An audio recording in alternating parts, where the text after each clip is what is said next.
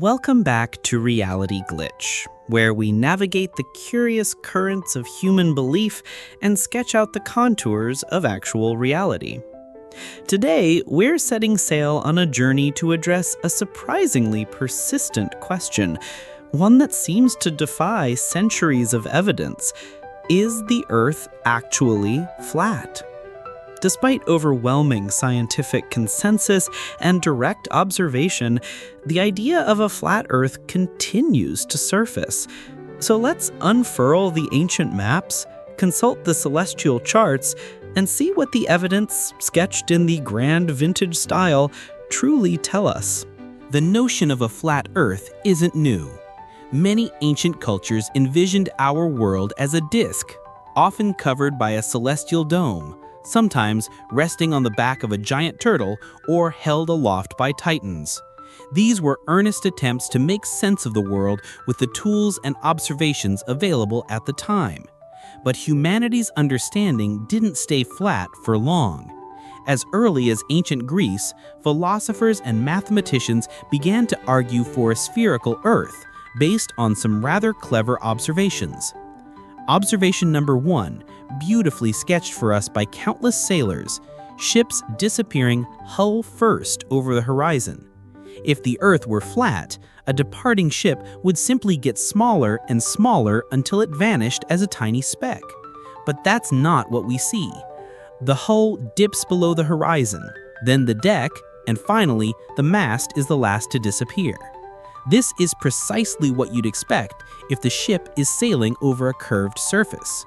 Conversely, an approaching ship reveals its mast first. Observation number 2, a celestial spectacle. Lunar eclipses.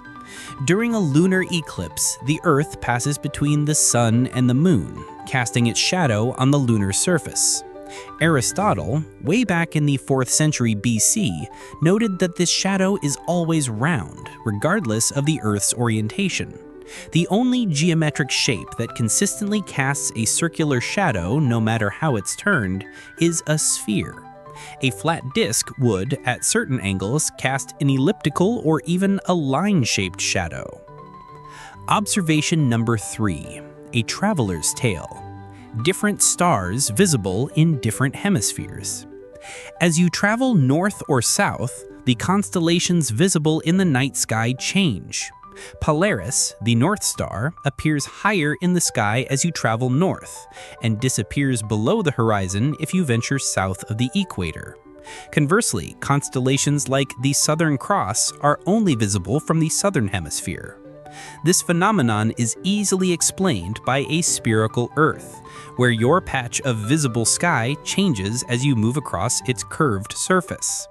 On a flat disk, everyone should essentially see the same sky, perhaps just at different angles. Then there's Eratosthenes, a brilliant Greek scholar who, over 2,000 years ago, not only argued for a spherical Earth, but even calculated its circumference with remarkable accuracy. He observed that on the summer solstice, the sun was directly overhead in Syene, modern Aswan, Egypt, casting no shadows. At the same time, in Alexandria, further north, the sun did cast a shadow. By measuring the angle of that shadow and knowing the distance between the two cities, he used simple geometry to estimate the Earth's size. His method inherently assumed a curved surface. Fast forward a couple of millennia. Circumnavigation.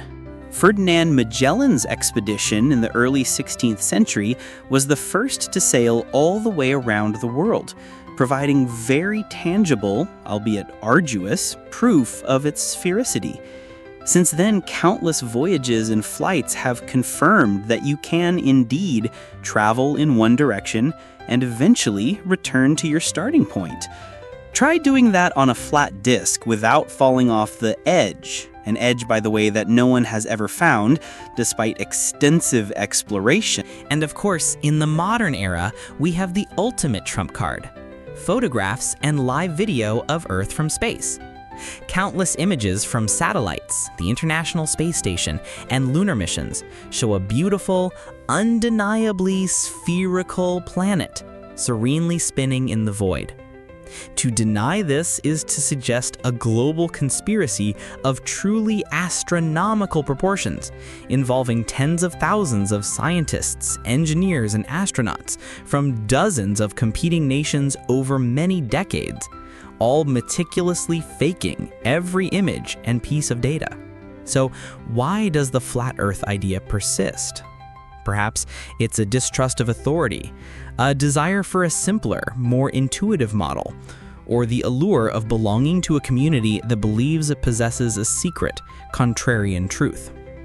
But the evidence, sketched across centuries of observation, exploration, and scientific endeavor, paints a clear and consistent picture. Our world is not a flat plane under a celestial dome, but a magnificent, dynamic sphere, our home in the vastness of space.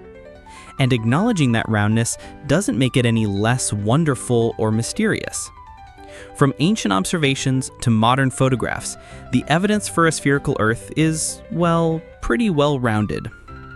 What other persistent myths would you like to see Reality Glitch sketch out and examine? Chart your course in the comments below. Don't forget to like, subscribe, and continue exploring the true shape of reality with us.